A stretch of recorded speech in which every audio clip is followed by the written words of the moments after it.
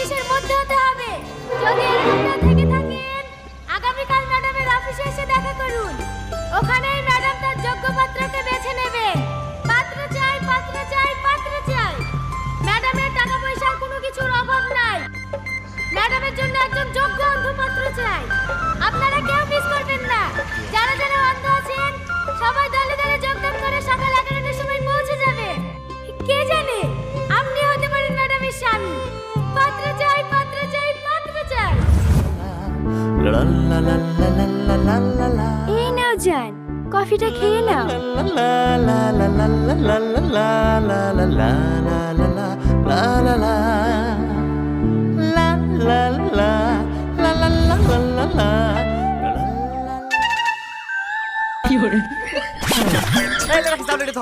চোখ দুটো কানো কাটতে দিনি।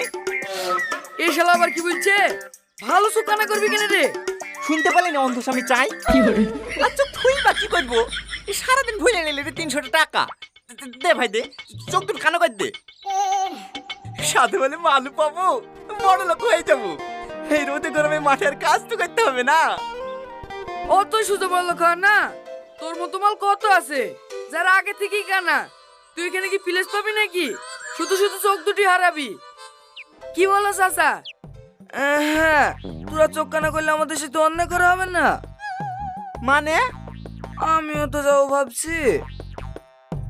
যাই, আধার কার্ডে বয়সটা একটু কমিলে আসি।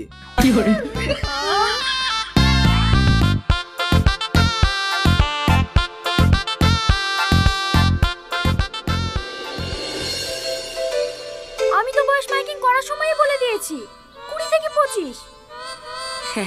হ্যাঁ, আমার বয়স এরকমই হবে। না খেয়ে খেয়ে বুড়ি হয়ে গেছি। হ্যাঁ, আপনাকে বিকেলে চকচকে হয়ে যাবো। হস্টে বললে ভালো বন্ধু খেতে পাবো না। কি সহ্য করবে? এ সালমা, এখনই যা। ঠিক আছে ম্যাম, চলেন।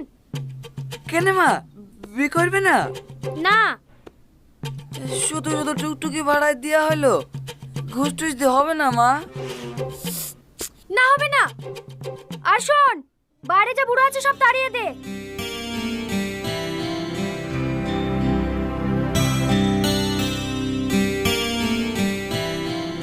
এই এখানে বসেন। আপনি কতদিন ধরে অন্ধ? জন্ম থেকে ম্যাডাম। ম্যাম, আপনার কফি। ঠিক আছে, রাখো। আপনার চশমাটা একটু খোলেন তো। আপনি কি চোখে একদমই দেখতে পান না? না madam. Sorry madam. Get out.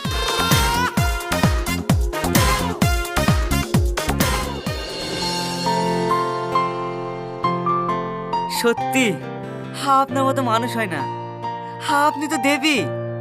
পৃথিবীতে এত ভালো ভালো ছেলে থাকতে আমাদের মতো অন্ধকে বিয়ে করার সিদ্ধান্ত নিয়েছেন। আচ্ছা আচ্ছা, ঠিক আছে। কিছু ঠিক না ম্যাডাম, আমার আফসোস একটাই, আপনার মতো এই বড় মনের মানুষটাকে যদি এই চোখ দিয়ে একবার দেখতে পেতাম তাহলে আমার এই জীবনটা ধন্য হয়ে যেত। দেখবেন ওপর বলে আপনাকে অনেক ভালোবাসবে। ঠিক আছে ঠিক আছে, আপনি সিলেক্টেড। কালকে আপনাকে বিয়ে করব। সত্যি বুঝছেন ম্যাডাম? হ্যাঁ, এখন আপনি যান।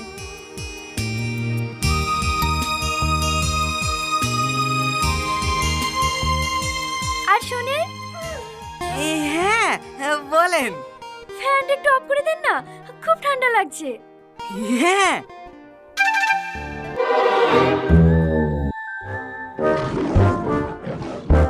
আউট। Get out.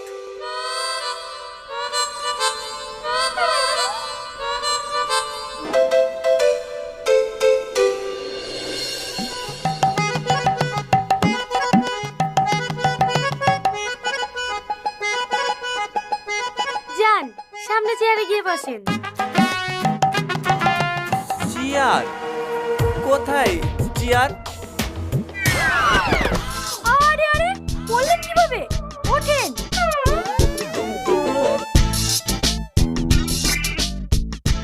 কি জানি পায়ের নিচে কিছু পড়েছিল মনে হয়। আপনার কোথাও লাগেনি তো? না না, সেরকম লাগেনি। একটু পানি পাওয়া যাবে? হ্যাঁ হ্যাঁ, দিচ্ছি।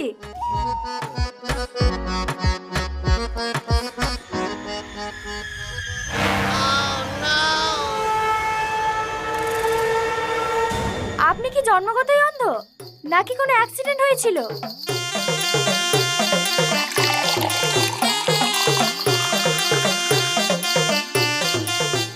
কি হলো, কথা বলছেন না যে? না না, আমি ছোটবেলায় সবকিছু দেখতে পেতাম। 12 বছর বয়সে একটা অ্যাক্সিডেন্টে আমার দৃষ্টিশক্তি হারিয়ে ফেলেছি। ও, এলেন আপনার পানি।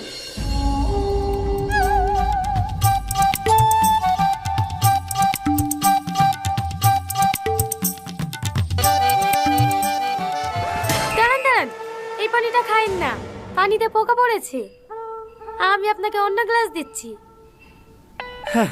হ্যাঁ, আমাদের মতন অন্ধর কি বা খারাপ কি বা ভালো, চোখে না দেখলে সবই খাওয়া চাই। আচ্ছা, আপনার বাড়িতে কে কে আছে? আমার কেউ নেই ম্যাডাম,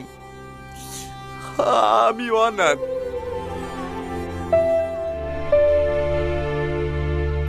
এলেন, পানি খান।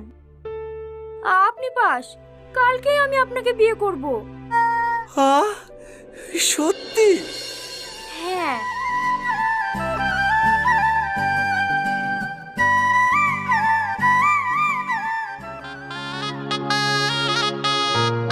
এই দেখো, এইটা আমার বাড়ি। তোমার পছন্দ হয়েছে? হ্যাঁ, অনেক সুন্দর। তুমি বুঝলে কি করে? সিঁড়িতে ওঠার সময় ধাপগুলো তো অনেক বড় বাড়ি, আবার দেয়ালে হাত দিয়ে দেখলু আমাদের পাটকাটি বাড়ি না, দেয়ালগুলো খুব সুন্দর। ও,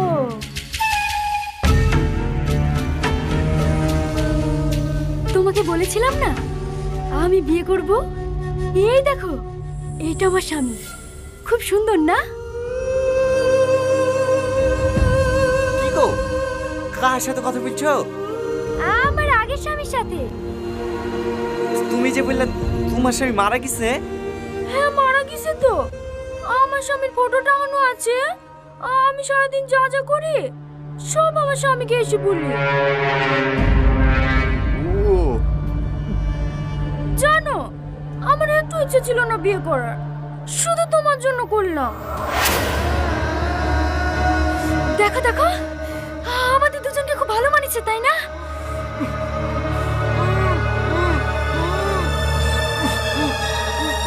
ওগো, ও করছে কিসে?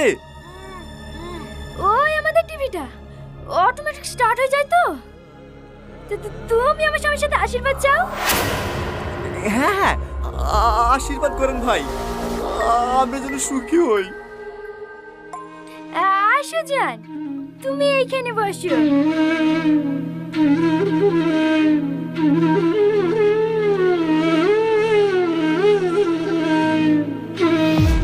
খুব কষ্ট হচ্ছে তাই না? এরকম কষ্ট আমারও হয়েছিল। অভ্যাস করে নাও। আজকের পর থেকে আমাদের এই সম্পর্ক প্রতিদিন তোমাকে এই চোখে দেখতে হবে। থাকো আর বসে বসে ভাবো, আজকে আমাদের বাসর রাত। আজ আমরা কত এনজয় করব।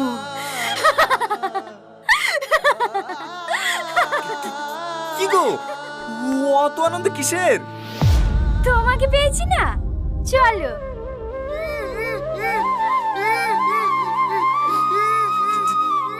টিভিটা বন্ধ করবো না?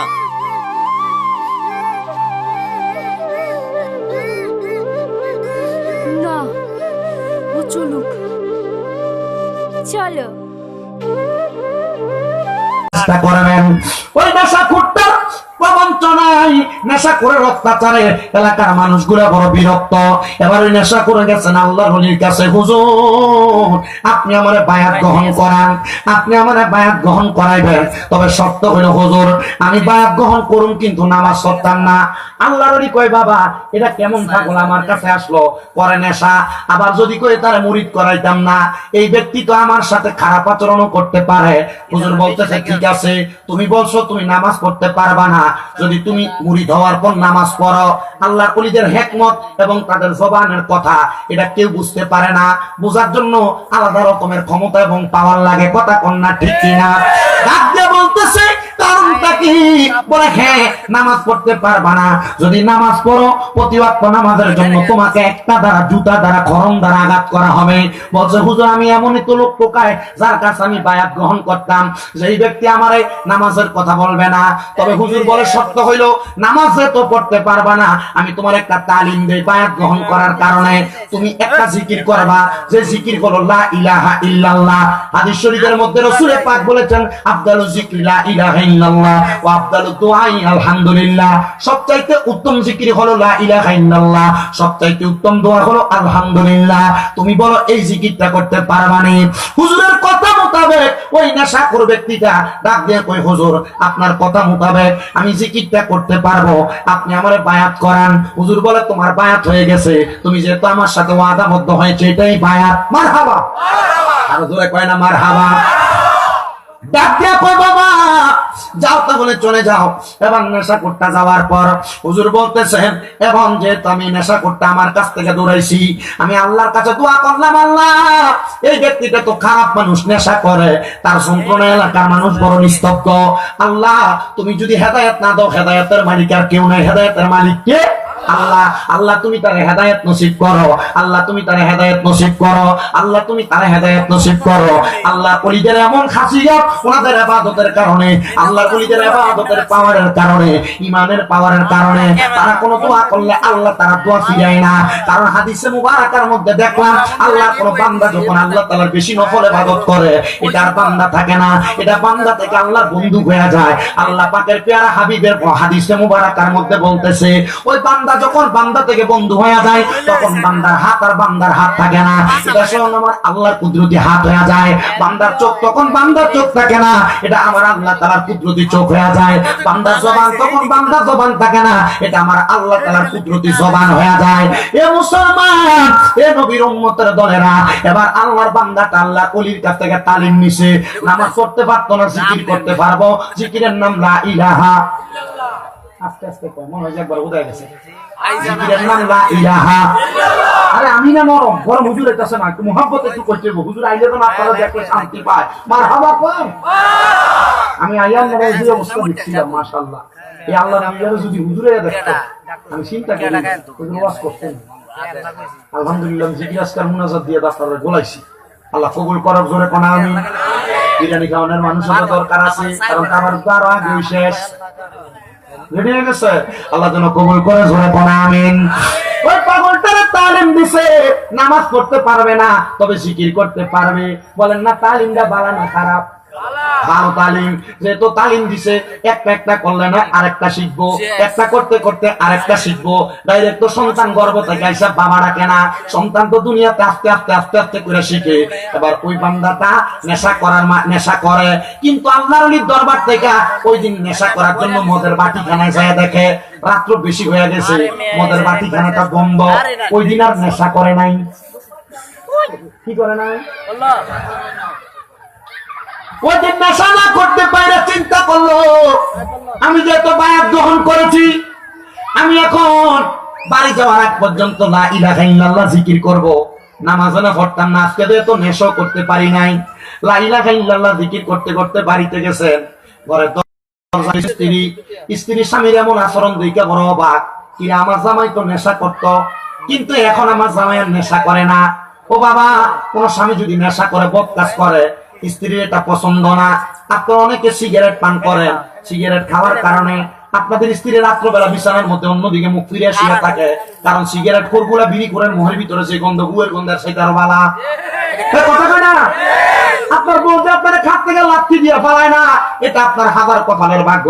কিন্তু আপনি সিগারেটটা পান করেন, সিগারেটটা খান, বাবার আল্লাহ দোহাই লাগে, রহমতের নবীর ঘোষণা, তোমরা যদি দুনিয়াতে জাহান্নামী মানুষ দেখতে চাও, তাদের দিকে তাকাও, যাদের জীবিত অবস্থায় মুখের মধ্যে আগুন দেখা যায়। আমি খেয়াল করে দেখছি, জীবিত অবস্থায় মুখের মধ্যে আগুন শুধু সিগারেট খাওয়ানোর মুখে দেখা যায়। আপনারা কোন এমন অবস্থা আছে না নাই? এ মুসলমান, আমি এটাকে হারামও বলি না, আমি এটাকে নাজায়েজও বলি না, আবার জায়েজও বলি শুনি না। আমি আপনাদেরকে হিরিক দিয়া গেলাম, মন চাইলে খাইবেন, না চাই না, মন চাইলে ছাড়বেন।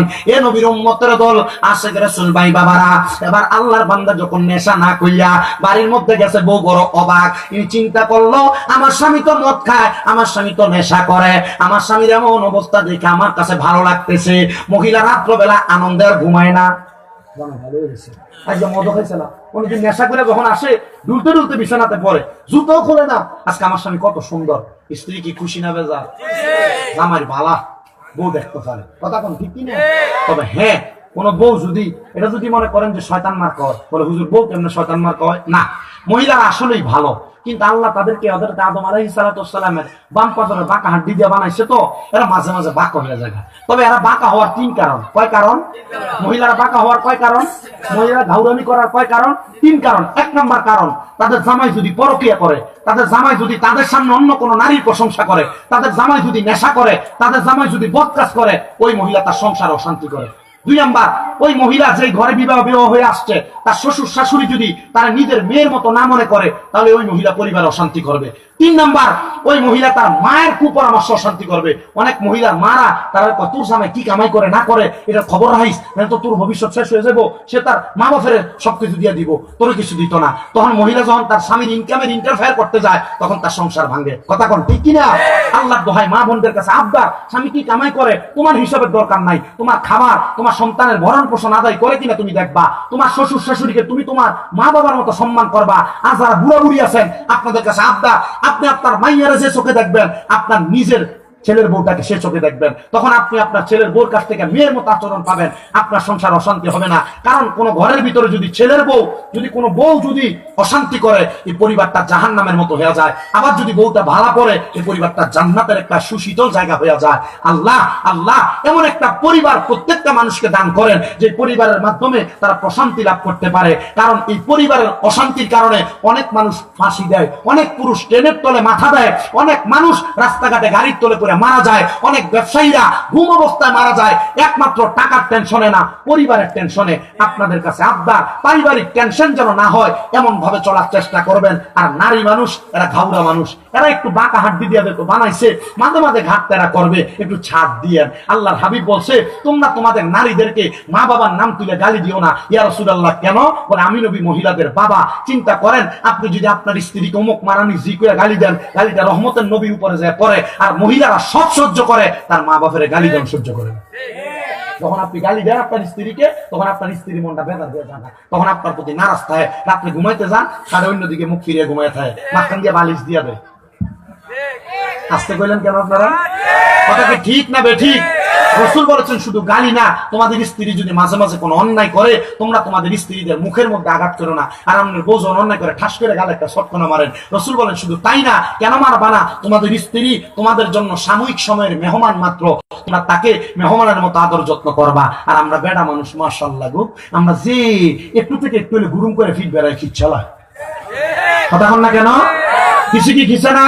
আল্লাহ আমরা বোঝার তৌফিক দান করুক। আর মা বোন, আপনাদের কাছে আবদার, আপনারা যে একটা স্বভাব, আপনারা ঘরে হাসেন না, অন্যখানে দাওয়াত খাইতেন যান, তখন মাশাআল্লাহ লিপস্টিক, আলতা, সুনুক, সেন্ট সব মারেন, কিন্তু জামাই বাড়িতে আসে যখন কাজকর্ম কইরা, গায়ের ভিতরে সারাদিন যে মাছ করছে, মাছের গন্ধ, গায়ের ভিতরে একবারে খারাপ খারাপ যা করছেন, পুরান জামা কাপড় খুলে ঘরে বইয়ে থাকেন। আর না, রাসূল বলেছেন স্ত্রীরা তার স্বামীর জন্য সাজবে। আর বেরিয়ে রাস্তার ভিতরে যখন মোটরসাইকেল দিয়ে জামাইয়ের পিছনে করে যা, তখন হাজ্জা বাইর ঘরে জামাইয়ের লেগে হাসে না, তখন জামাই আর ঘরের টারে ভাল লাগে না, লগের বাড়ির ভাবিরে ভাল লাগে। কথা কয় না কেন? এই জন্য মহিলারা আপনার স্বামী যদি পরকিয়া করে বা অন্য কোনো নারীর সাথে সম্পৃক্ত হয়, এটার জন্য আগে আপনি আপনার নিজেকে দোষারোপ করবেন। আপনি আপনার স্বামীর সাথে সুন্দর ব্যবহার করেন কিনা। আপনি জামাই যদি বাড়িতে এসে কাজকর্ম শেষ করে একবার পানি চাই, আপনি খেতে পারে না, তখন জামাই তো আর তোমার ভালো লাগতো না। পাশের বাড়ির ভাবি গদ্দুয়ারে তখন যায়, ভাবি একটু পানি দেন, ভাবি এমনি লেবু বসে সর্বত, তখন আর তারে ভালো লাগে না, ভাবিরে ভালো লাগে। কথা কয় না কেন? আল্লাহ বুঝার তৌফিক দিক। মহিলার আগে নিজের উপর দোষটা পাইবেন। স্বামীকে আপনি এমন ভাবে লালন পালন করবেন, স্বামী বাহির থেকে আসে, রক্ত গরম থাকে, ধমক দেয়, এই ধমকটা সহ্য করেন। রাসূলে পাক আপনাদেরকে পানির সাথে তুলনা করছে। বলেন নারীদেরকে, আমি তো লেগে ওইদিকে আমরা দিকে চাইছে করতেছি, জান আমরা দাম বেশি শুয়া পানি দরকার নেই, ঘুরে লেগে ওর বেশি হয়ে গেছে, জান না কাছাকাছি নদী ঘরে বসছে, গাড়ি ঘুরে গেছে না, ও দরবারে দেখা ঘুরে গেছে, তুমি জানো না, তুমি আরো ভিডিও দিয়ে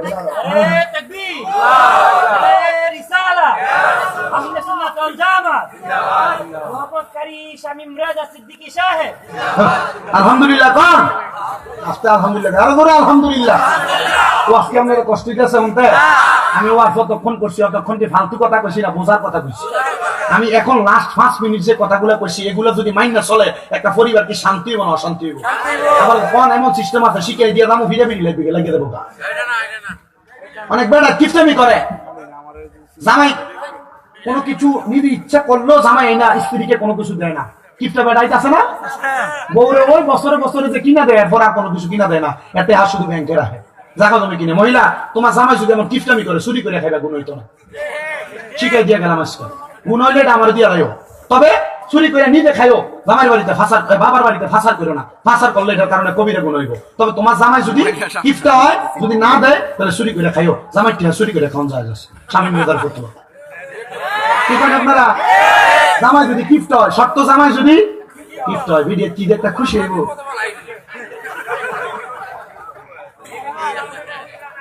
হ্যাঁ বেটেন ভালো দেব না না না। জামাই যদি ভালো হয় জামাই যদি সব সময় দেবে চুরি করবো কি লিখা তখন সুর কবিরে মনে হইব। হ্যাঁ বিপদে ভালাইছি না আপনি কিফটামি করুন কিফটামি করুন বুঝছি। তাহলে তোমার কে চুরি করে খাওয়ান জাহাজ আছে বুড়া বেড়া।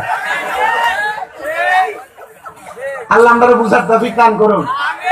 আপনারা জানেন আমি আমার যে সময় ওয়াজ করি তার থেকে বেশি ওয়াজ করতেছি আজকে। আমি ওয়াজ করি কম খুব অল্প সময় ওয়াজ করি। হ্যাঁ আল্লাহ যেন আমরা কবুল করে কোন আমি ঠিক টাইম ধরা মাইক ধরা থেকে 1 ঘন্টা 20 মিনিট কথা বলি। আমি এই কথাগুলোর মাধ্যমে চেষ্টা করি আমি আপনার আমি প্রথম থেকে যা কথা বলছি কথাগুলো কি দরকারি না? দরকারি না? অবশ্যই দরকার। আল্লাহ আমরা বোঝার তৌফিক দিই। মা বোনের কাছে আবদার জামাইয়ের প্রতি একটু সদাচরণ করেন, সুন্দর ব্যবহার করেন, বালা আলাপ করেন। জামাইরে আপনি একটু অত্যাচার অনাচার কম করেন। জামাইয়ের প্রতি অত্যাচার অনাচার কম করেন। শীতের রাত্রে একটু গরম পানি বাড়াই দিন বানাই দিন। তখন কিন্তু কখন না গরম পানি কিন্তু তুমি বুড়ে গেছো গরম পানি এখন না গরম পানি করে দিবেন। স্বামী স্ত্রী একসাথে অজু কইরা জামাই না উঠতে চাইলে কপালে একটা আদর দিবেন, চুমা দিবেন। এটা বুঝি কি শিখাই দেবেন? এটা করবেন। আপনার জামাই যদি নামাজি না হয় আপনি বউয়ের কারণে জামাই নামাজ দিব। কারণ বেড়াও নামাজি না বেডিও নামাজি না। বেড়া নাইতে নামাজ পড়ে না বাজ্যে বেডি নামাজের কথা করতে পারে না। কারণ বেডি কেবল নিতে পারে না আমার করতে দিচ্ছে কথা কেন কেন? মা বোন আপনি চাইলে আপনার স্বামীকে নামাজি বানাইতে পারবেন সুন্দর আদর যত্নের মাধ্যমে। সকালবেলা ঘুম থেকে উঠাইয়া স্বামীটাকে আপনি নামাজের কথা বলবেন। আমার এক ভাই লেখছে আসসালামু আলাইকুম হুজুর মহিলাদের ছিঁড়ে পড়া চুল আশ্রয় যে চুলগুলা ঝরা পড়ে ফেরিওয়ালার কাছে বিক্রি করে এটা কি জায়েজ? আমি বলবো মা না এটা হারাম। কেন? আপনি আপনার চুলগুলা যে বিক্রি করতেছেন আল্লাহ রাসূল তো সাল্লাল্লাহু আলাইহি সাল্লাম মহিলাদের কোন অঙ্গ প্রত্যঙ্গ অন্য কোন পুরুষকে দেখতেই দেয় নাই। আমাদের খাদিজাতুল কুবরা রাসূলকে ওসিয়ত করছেন ইয়া রাসূলুল্লাহ আমি যদি ইন্তেকাল করি আমাকে আপনি রাত্রে দাফন করে আমার কবরকে নিশ্চিহ্ন করে দিয়ে রাখেন যেন মানুষ আমার কবর দেখে বলতে না পারে আম্মা জান খাদিজাতুল কুবরার সাইজ যেমন ছিল এমন ছিল উঁচা লম্বা ছিল। রসুল তখন আমাদের খাদিজাতুল কুবরার কথা বলতেন। কিন্তু মা একটা বেলুনের জন্য একটা চামচের জন্য একটা ব্যাগের জন্য আপনি অনেকগুলা চুল একসাথে করে আপনি ফেরিওয়ালার কাছে বিক্রি করেন। এটার কারণে আপনার লস লাভের চাইতে লস বেশি হয়। এটা হারাম কাজ, এটা কইরেন না। মা বোনেরা এই চুলগুলা কখনোই ফেরিওয়ালার কাছে বিক্রি করবেন না। গর্ত কইরা গাড়ায় ফেলবেন, গর্ত কইরা গাড়া ফেলবেন। আমি নিজে দেখছি আমার আম্মারা ওনারা এই চুল যখন একসাথে হইতো বাসমুরের পাশে অথবা কলা গাছের পাশে গর্ত করে লাগিয়ে দিত। আবার অনেক বুড়া বেরিয়ে কইতো কলা গাছের কাছে যদি